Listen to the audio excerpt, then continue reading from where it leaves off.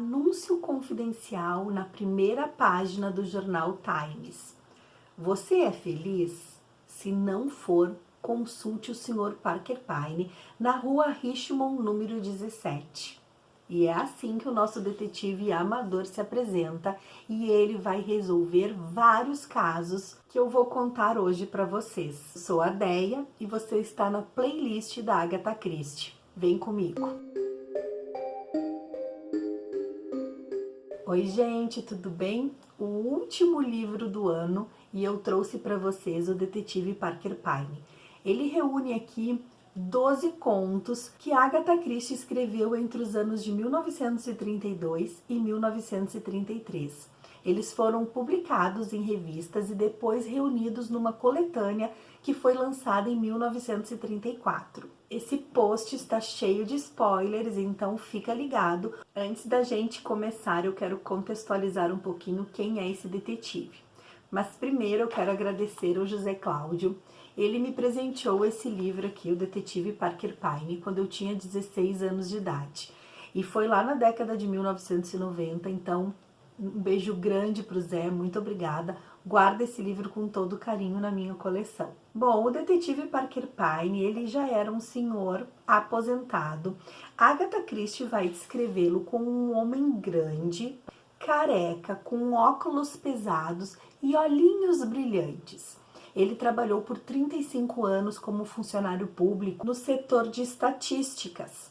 E depois de estar aposentado, ele resolve abrir um consultório particular. E vocês não vão acreditar quem é a assistente dele.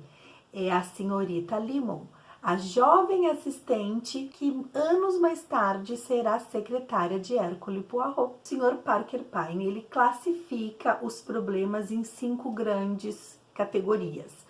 E ele tem junto com ele uma equipe que ajuda ele a resolver e solucionar todos esses problemas. Adivinha quem faz parte dessa equipe? A senhorita Ariadne Oliver, aquela escritora que é o alter ego de Agatha. Amiga de Hercule Poirot, ela também é amiga do Sr. Parker Pyne. Isso nos leva a crer que o tempo de vida e de história desses dois personagens é o mesmo. Tanto pelo fato da senhorita Limon trabalhar com o Sr. Parker Pyne na juventude, na mocidade, e depois, anos mais tarde, com o Hercule Poirot, como pela senhorita Ariadne Oliver ser uma romancista, escritora que ajudava o Sr. Parker Pyne a solucionar os casos e depois vai convidar Hercule Poirot a participar de inúmeras aventuras e descobertas de assassinatos. Além dessas duas senhoras, nós vamos ter na equipe a senhorita Madeleine de Sara. Ela é uma atriz que acaba assumindo vários personagens, fingindo ser várias pessoas para poder ajudar na solução dos problemas.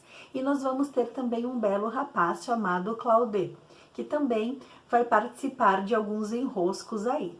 6 contos deste livro foram escritos em 1932 e os outros 6 em 1933.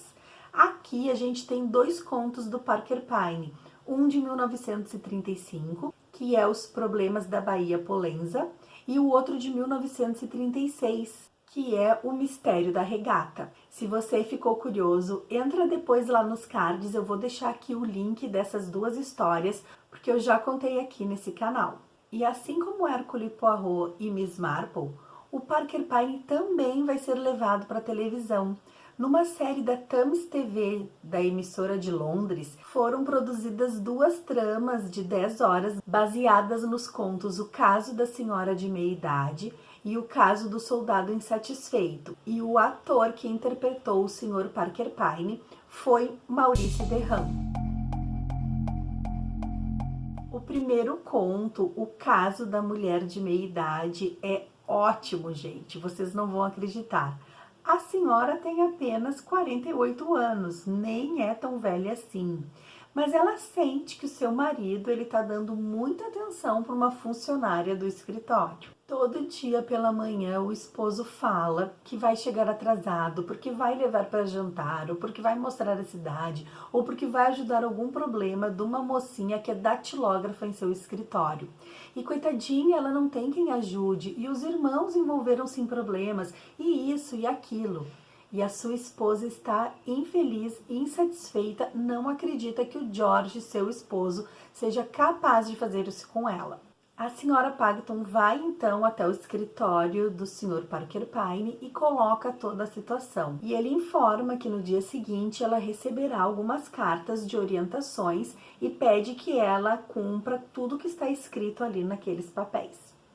Bom, ela dorme e no dia seguinte chega então o primeiro convite, dizendo que ela tem um horário no salão de beleza, depois ela irá numa costureira e mais tarde ela irá almoçar com o Sr. Parker Pyne. E quando estão num restaurante muito fino e muito elegante, o Sr. Parker Pyne apresenta o Sr. Claudet, que é um jovem rapaz que ela não sabe, mas trabalha para o Sr. Parker Pyne. Faz tudo parte do esquema. A semana vai transcorrendo e a senhorita Pagton está ali saindo para jantar e dançar com o belo rapaz, com o Claudet. E adora a companhia dele, ele era uma pessoa agradável, conta muitos casos, os dois estão sempre rindo, dançando e se divertindo. Só que numa determinada noite, marido e esposa vão se encontrar. E aí, gente, que a história vai virar. Porque o marido vai ficar furioso quando vê que ela está dançando com um jovem rapaz. Os ciúmes, vai despertar. Os dois em casa tentam conversar e o marido começa: meu bem, quem sabe amanhã a gente sai para dançar, meu bem, quem sabe a gente vai viajar. E ela: não, George, pode ficar tranquilo, levando a sua amiguinha datilógrafa para conhecer a cidade, para resolver os problemas dela. Eu já tenho meus compromissos. E aí ele: olha, você só não vai fazer papel de ridícula se envolvendo com um homem mais jovem que na verdade não quer nada com você.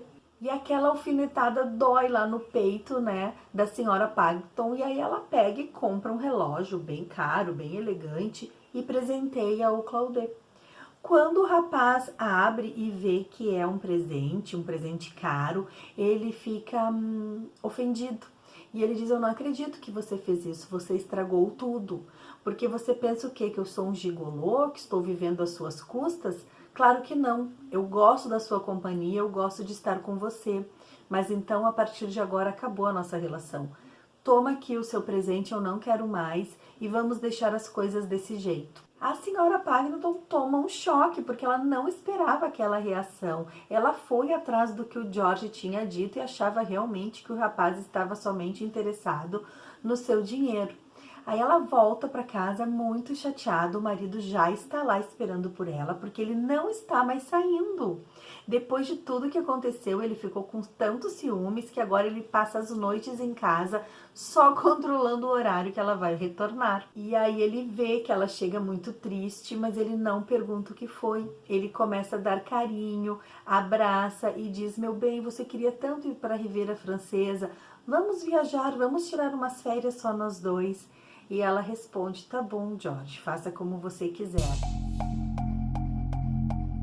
O segundo conto, que chama-se O Caso do Soldado Insatisfeito, mostra um major que volta da África. Ele tá em Londres e ele tá super insatisfeito com a vida dele. Ele gostava daquela vida que tinha na África, né, com os desafios que a vida, né, emprestava. E aí agora em Londres nada acontece e ele resolve ir atrás do Sr. Parker Pyne para ver se ele tem como resolver a situação dele. E o Sr. Parker Pyne diz a mesma coisa: custa tanto, você vai para casa aguardar as minhas orientações, depois eu vou entrar em contato. E no dia seguinte, esse major ele recebe uma carta dizendo que ele tem que se dirigir até o endereço tal. Conforme ele está indo para esse endereço, ele vê uma moça sendo assaltada, sendo agarrada por dois homens enormes. E aí ele, com todo aquele espírito aventureiro, ele vai lá, ele nocauteia um, ele dá soco no outro, os rapazes saem correndo e ele ajuda aquela mocinha chamada Flora. E aí acaba levando ela para ir tomar um café, para se recompor, né? E esquece que ele tinha o compromisso. A senhora Flora disse que eles queriam um papel, porque provavelmente o pai tenha deixado alguma herança para ela, alguma coisa. E aí eles vão até em casa, eles começam a fazer investigações. Ela é sequestrada novamente. Olha, uma série de ações acontecem entre os dois, quando ele resolve desposá-la. A senhorita Flora aceita, ela estava sozinha no mundo, já não tinha mais pai nem mãe, gosta muito do Major e ele, imagina, acabou salvando-a numa situação perigosa. Os dois se casam e partem então para a África em busca dessa provável fortuna que o pai tenha deixado para ela. E aí então, quando eles estão viajando, os dois pensam: meu Deus, eu me esqueci do compromisso assumido com o Sr. Parker Pyne. Eu não fui até o endereço tal e acabei perdendo meu dinheiro. E a senhorita Flora pensa a mesma coisa. Meu Deus, eu tinha combinado com o Parker Pyne de ir até tal local, não fui e agora estou aqui, casada e feliz. E é claro que tudo isso foi uma armação do Sr. Parker Pyne com a senhorita Ariadne Oliver. O conto O Caso da Senhora Angustiada, uma amiga derruba, solta a joia de um anel caríssimo, e pede para ela, se ela, já que está indo à cidade, se ela pode deixar a joia num joalheiro dela de confiança para poder arrumar o engate. Ela pega o anel verdadeiro e faz um penhor. E aí ela pega o anel falso que ela manda fazer e devolve para a amiga. Ela consegue resolver o problema financeiro da vida dela, já está com o anel de volta e agora ela tem que desfazer a troca. E o Sr. Parker Pyne diz que vai resolver tudo numa festa que vai ter, que ela pode dar o anel para ele, que ele vai fazer a troca. E aí o Claudê entra em cena, eles estão dançando, caem as luzes da casa, é feito ali a troca do anel. E no dia seguinte, no escritório, a moça retorna para saber se deu tudo certo. E o Sr. Parker Pyne pega e diz que sim, que deu tudo certo. Que a verdadeira dona do seu anel continua com a joia original e que aqui está a joia falsa. E a moça fica toda envergonhada, porque na verdade ela tinha um anel falso que queria que o Sr. Parker Pyne substituísse pelo anel original. Então olha que mulher esperta, ela queria que na verdade o Sr. Parker Pyne fizesse a troca. E ele chama a atenção dela e diz: você acha mesmo que eu deixaria um inocente pagar pelos seus crimes? O conto O Caso do Marido Desgostoso é o fracasso de Parker Pyne. Não dá certo o que ele pensou. O que é essa história? O marido chega lá no escritório dele e diz que a sua esposa está querendo se separar, está pedindo divórcio. A esposa tem 35 anos e se apaixonou por todo o discurso, né, que o pobre do Reg comenta. E aí, então, o marido não sabe o que fazer, porque ele é louco pela sua esposa, mas olha, ela vai deixá-lo por outro rapaz. E aí o Sr. Parker Pyne coloca a atriz, a Madeleine de Sara, para atuar.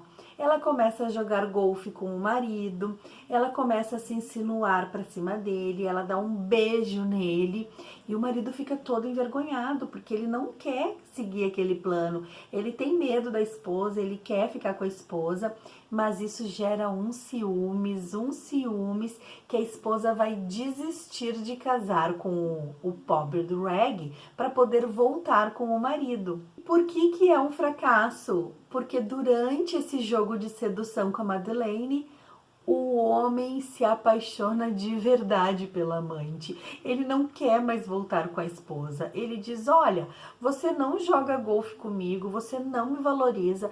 Essa mulher, a Madeleine, está sempre me elogiando, gosta de mim, gosta da minha companhia.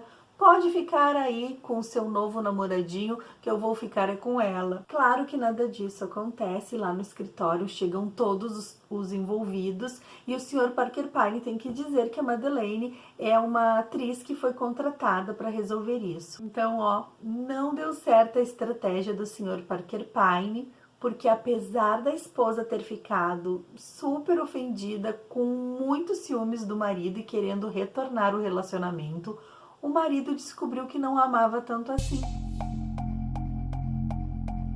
O conto O Caso do Empregado do Escritório, ele é muito bonitinho, porque é um rapaz que assim trabalha dia e noite, ele é casado, ele tem 2 filhos, e ele trabalha, e eles não têm nem dinheiro para tirar férias toda a família. E aí, durante aquele período de férias, a esposa vai com as 2 crianças para casa dos pais, para poder também ter um momento de paz, de tranquilidade, ela poder descansar, mas o marido não pode acompanhá-la porque financeiramente não dá.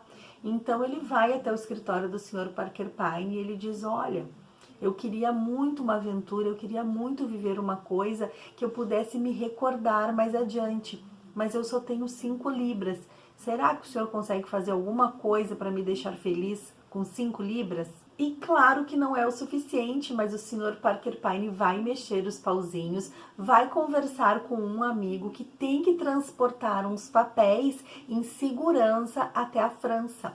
E aí então ambos resolvem contratar esse rapaz para fazer esse transporte, apesar de ser uma ação super perigosa, para poder dar o seu momento de aventura e ao mesmo tempo despistar as pessoas que estão querendo roubar esses documentos. O Sr. Roberts vai então em busca dessa aventura, ele consegue levar os documentos em segurança, ele ajuda uma condessa, ele tem todos os seus méritos ali reconhecidos, né? E além disso tudo, ele ainda ganha um dinheirinho para poder ajudar nas finanças da casa.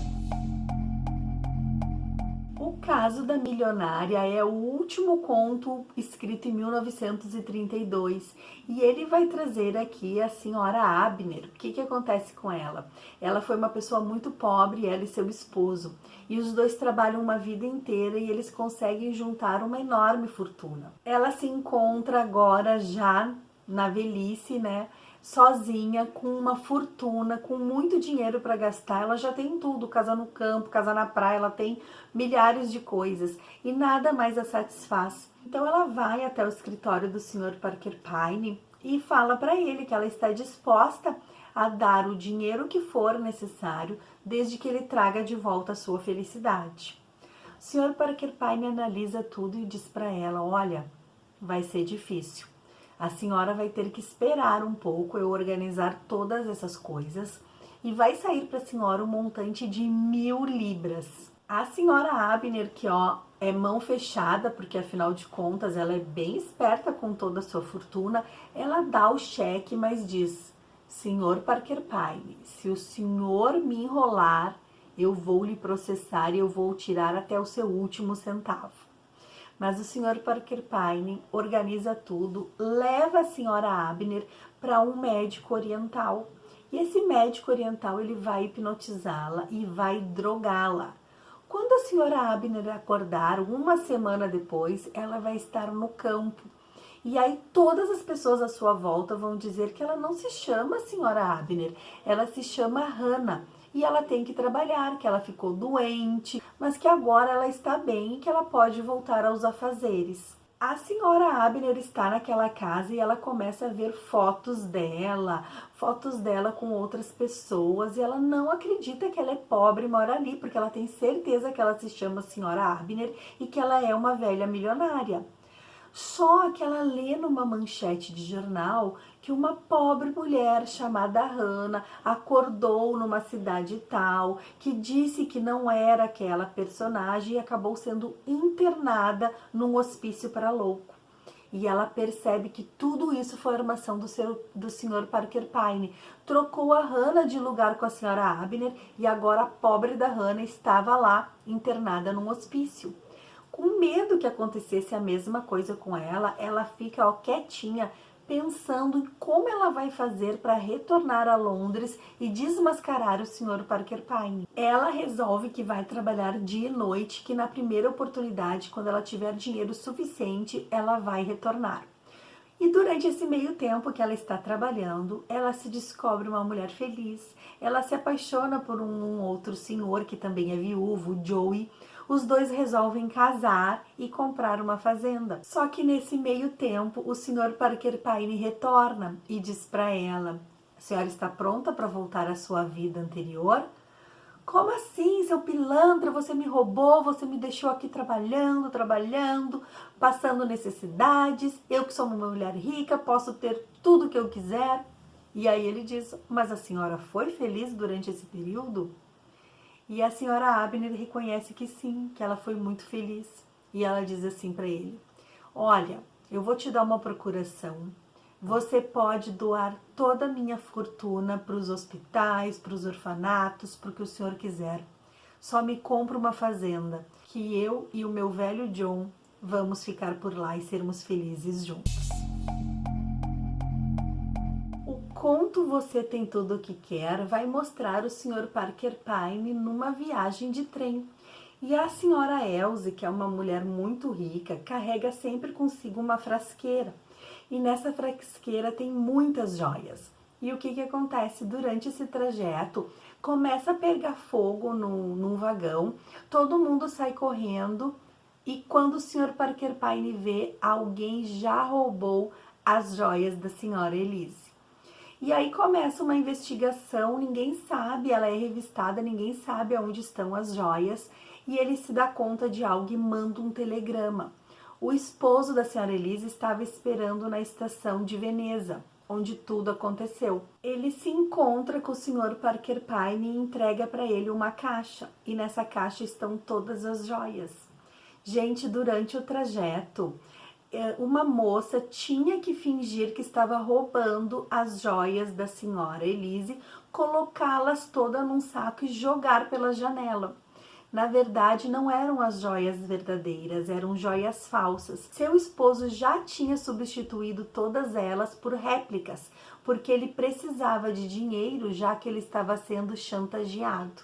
E o Sr. Parker Pyne conversa com o marido e diz: a sua esposa com certeza pode perdoá-lo pela ação chantagista, porque estavam ameaçando de contar para o pai da moça e também para a esposa que antes do casamento ele tinha protegido uma moça em seus aposentos e agora as pessoas que sabiam estavam chantageando, dizendo que se ele não pagasse uma fortuna, iam contar que ele tinha dormido com uma outra mulher. Com medo de que a esposa pudesse querer o divórcio por causa disso, ele vai pagando até não ter mais um tostão, quando ele pensa em roubar todas as joias. E o Sr. Parker Pyne diz: perdoar por o senhor ser um garanhão, por o senhor ser homem, se envolver com uma mulher, a sua esposa é disposta. Mas perdoar por o senhor ser um gatuno e ter roubado as suas joias, jamais, ela não vai perdoá-lo. Em O Portão de Bagdá, a Agatha Christie vai fazer referência a um poema. E esse poema do James Elroy Flecker, ele também foi utilizado aqui, ó, no Portal do Destino, o último caso de Tommy Tuppence, publicado em 1973. Se você perdeu esse post, eu vou deixar linkado aqui embaixo nos cards e aí depois você vai lá e confere essa história. Durante as suas produções, a Agatha gostava muito de fazer referências a outros poemas, a canções infantis, então a gente vai ver isso ao longo da sua trajetória de escritora. E lá em 1933, nesse conto aqui, O Portão de Bagdá, ela já faz referência aos versos que vai utilizar anos mais tarde em Portal do Destino. Tanto o Sr. Parker Pyne quanto outros passageiros estão fazendo o trajeto de 650 quilômetros pelo deserto. Existem 4 portões que envolvem aquela cidade, que se chamam o Portal do Destino, o Portal do Deserto, a Caravana da Desgraça e Fortaleza Terror. O trajeto do trem leva 36 horas e durante aquela viagem, algumas pessoas começam a dialogar, a estabelecer conversas e um dos passageiros vai morrer, ele vai morrer apunhalado bem na nuca. E o Sr. Parker Pyne vai começar a ver quem eram as pessoas que estavam sentadas, cada uma em seu lugar, para ver a chance que teriam de um poder apunhalar aquele passageiro. Claro que o Sr. Parker Pyne vai descobrir porque exatamente a pessoa que matou era o seu melhor amigo. Ele estava sob uma falsa identidade e o rapaz que foi morto não aceitava isso. Ele disse: você tem o tempo até chegar a Bagdá para contar às autoridades quem é você, porque você está sendo procurado pela justiça. Com medo de ser preso porque tinha desviado milhões de dinheiros de outras pessoas, o nosso assassino acaba tomando ácido prússico e morre. O conto A Casa de Shiraz, 2 mulheres vão morar no Oriente. sendo que uma delas é Lady e não regula muito bem das ideias. Está lá naquela casa a Lady com a sua dama de companhia quando um acidente acontece e a dama de companhia cai da sacada e morre. Um ano se passa e o Sr. Parker Pyne está visitando aquela localidade quando ele fica sabendo da história da Lady Esther, que vive sozinha, reclusa naquele lugar. E aí ele manda num envelope o seu anúncio, dizendo que se precisa de ajuda, que se você é infeliz, aceite então o serviço do Sr. Parker Pyne. A Lady manda chamá-lo e ele vai até lá. Na verdade, pessoal, quem caiu da sacada e morreu foi a Lady Esther. E aí a moça, que era dama de companhia, que era pobre, não sabia o que fazer. Com medo que ela fosse acusada de um crime que ela não fez, que ela não cometeu, ela muda as identidades e ela está ali condenada a viver como Lady Esther, como sendo uma pessoa louca para o resto da vida. Porém, tem um jovem rapaz que sentiu muito a morte da dama de companhia porque ele era apaixonado por ela. E aí, então, o Sr. Parker Pyne vai resolver isso tudo, vai contar com a ajuda de um diplomata para poder reestabelecer as identidades e mandar a menina de volta para Londres. O conto Uma Pérola Valiosa também acontece no Oriente Médio, né?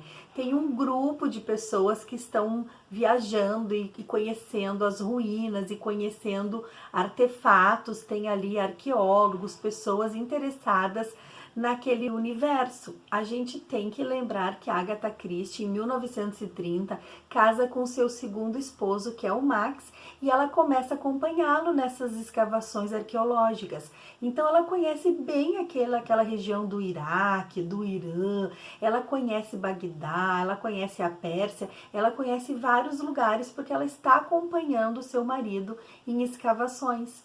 Então a gente vai ver que muitos desses contos do ano de 1933 acontecem nessa região. E é aqui que vai acontecer o sumiço de uma pérola valiosíssima. A menina, ela é filha de um americano e ela ganhou brincos valiosíssimos que custam mais de 80 mil libras. O pai faz todo um discurso, né, que gastou muito dinheiro, que a filha merece tudo. E aí eles estão ali e aquela pérola tá sempre se soltando e caindo e ela já caiu por diversas vezes. Até que todos estão numa ruína, subindo para ver um templo, quando a pérola cai.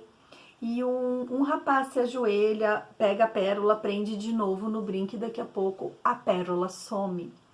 E aí provavelmente a pérola tem que estar com algum deles, porque eles procuram em todos os cantinhos daquele corredor e não encontram. E aí cria uma situação muito constrangedora entre todas as pessoas. Eles pedem para que a menina saia e aí vão todos procurar a pedra uns nos outros para saber quem está com aquele objeto tão valioso. Acontece que a menina, ela estava enamorada de um rapaz que já tinha desfalcado o pai. O pai acaba perdoando, né, com a promessa de que aquele namorado não vai mais fazer nada errado, só que uma vez ladrão, sempre ladrão. Todas as suspeitas caem em cima do menino, né?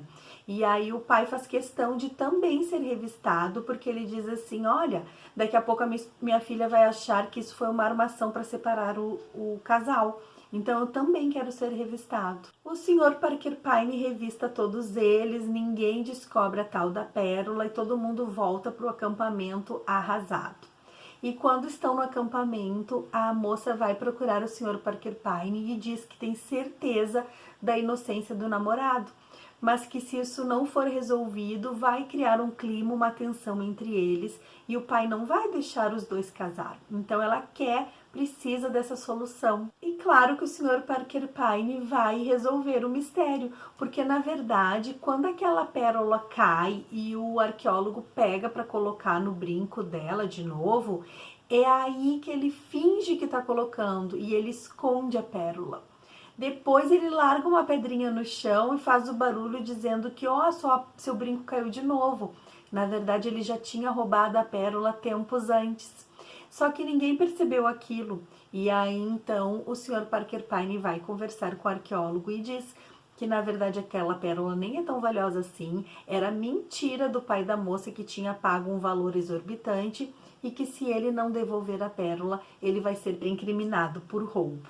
Então está isento o namorado da mocinha e os dois, vão conseguir ficar juntos.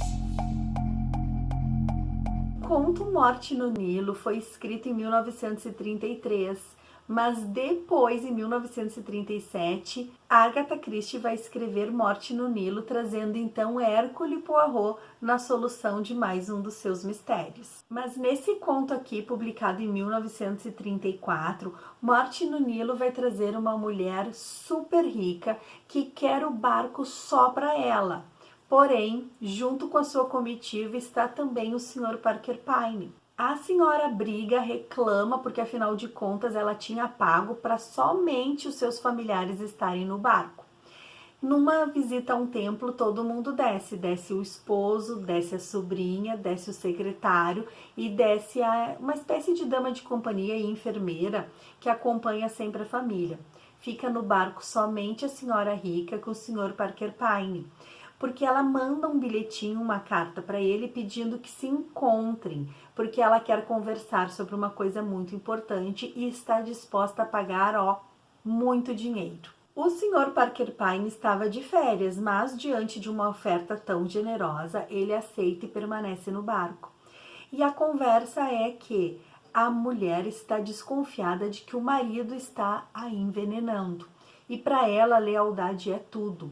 Ela tinha 38 anos quando casou com o esposo, com a promessa de saldar todas as suas dívidas se ele a desposasse. E hoje ela paga as contas do marido, ela sustenta a casa, ela sustenta a sobrinha dele e ela não admite que alguém não seja leal, já que ela investe tanta fortuna, tanto dinheiro no bem-estar da família.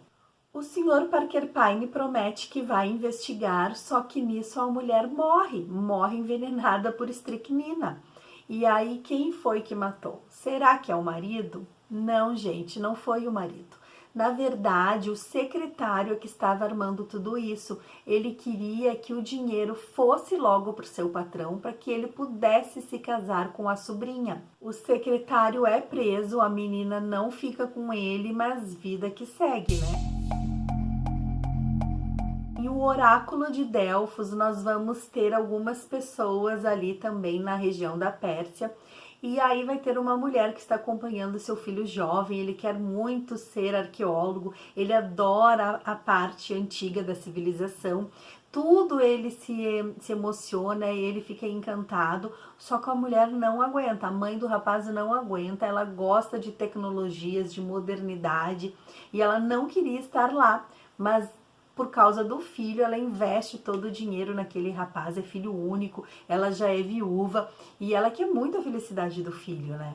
No dia seguinte vai ter uma excursão lá a um templo, a umas escavações, e o menino de 18 anos quer ir e a mãe diz: não, meu filho, eu prefiro ficar aqui contemplando outras obras, outras estátuas, quando na verdade ela ia ler O Mistério da Lancha do Rio. Então a Agatha mesmo vai fazer aqui uma graça, uma crítica, né, que as pessoas, em vez de aproveitar toda aquela parte ali da civilizações antigas, às vezes preferem ler histórias de detetives que ela mesma estava escrevendo.